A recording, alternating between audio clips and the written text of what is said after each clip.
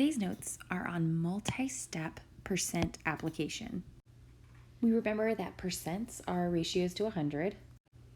Application is just referring to real-world problems. And multi-step is exactly what it says. It's just going to take multiple steps to solve. We've been solving percent problems using ratios. Here's a quick lesson on using expressions instead. Instead of setting up the problems to be equivalent ratios of a percent out of 100 equals some missing value out of 90, we're going to find 40 hundredths of 90. So mathematically, the only thing that we need to do is multiply 40 hundredths by 90, giving us 36.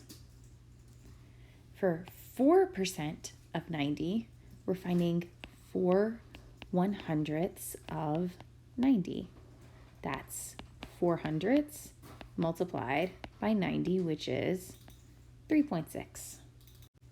Hopefully you're seeing a pattern with this, because every time we divide a number by 100, we take that number, 40, and we move the decimal back twice.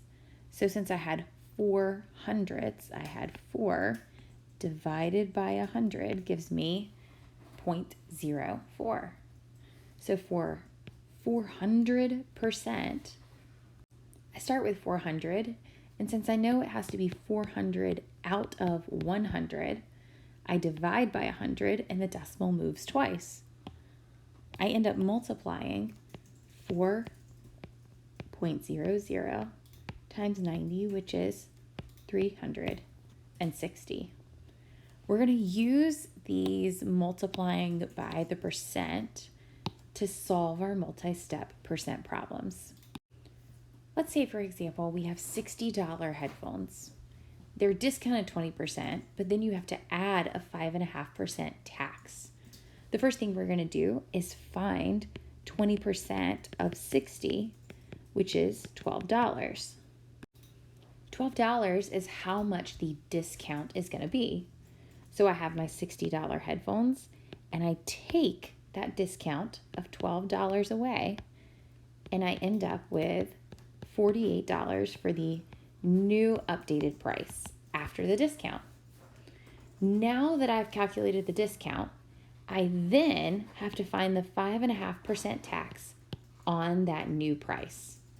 I take the 48, I multiply it by 5.5%. So we have that 5.5. Since I am making it out of 100, the decimal moves twice to the left, giving me a $2.64 tax.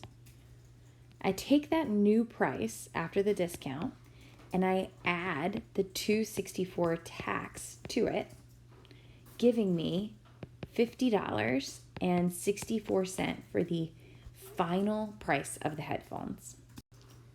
Our first actual example that go in our notes, there's an $850 pool table, discounted 20%, and then taxed 5.5%. First thing I'm going to do is find that 20% discount and take it off the original price. I multiplied 20 hundredths by $850 to get a $170 discount. I took that off of the original, and I get a cost after discount of $680. Next, I'm going to find my 5.5% tax and add it. Make sure that when you're calculating for the amount of the tax, that you're multiplying the 5.5% by the new price. I then take that new price of $680 and add the $37.40 in tax, which gives me a final price after tax of $717.40. Let's walk back through that again. I first found how much the discount was and subtracted the discount from the original, giving me my new price. I then found the 5.5% tax on the new price to give me how much the tax was. So I took my new price, I added tax, and it gave me my new price of $717.40. Example 2, I have a $150 surfboard that's marked up 200%. So as a decimal, 200% would be 2.00, And then later it's going to be discounted 20%. And as a percent is 0.20. I start with the $150 surfboard. And the first thing I'm going to do is calculate the 200% markup. That's giving me a markup price of $300. Now that $300 is just how much it's marked up. It's not even the new price, which means it has to get added to that original price of $150. I'm then going to take that new price of $450 and I'm going to find 20% of it by multiplying by 0.20. And 20% of 450 gives me 90, and that's going to be how much my discount is. Now my discount is going to be taken off of that new price that I had calculated before, giving me a final price of $360. So, checking our answers, the cost after markup was $450, and the cost after the discount was $360. Example 3 has this additional step at the end. Everything's the same as example 2, except for the tax that has to be added in the end as well. So we go one step at a time. I find it helpful to convert all of our percents. So let's start there. 200% is going to be 2.00, 20%, 0.20, and 6.75%, remember the decimal's already here, moves back twice, placeholder value of 0, giving me 0.0675.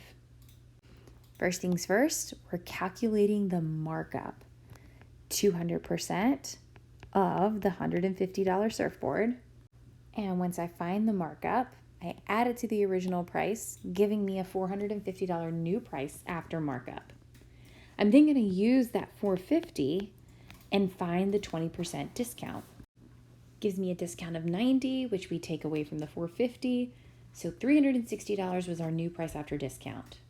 I then take that new price of $360, and I'm now going to factor in the 6.75% tax. That's going to give me a tax amount of $24.30.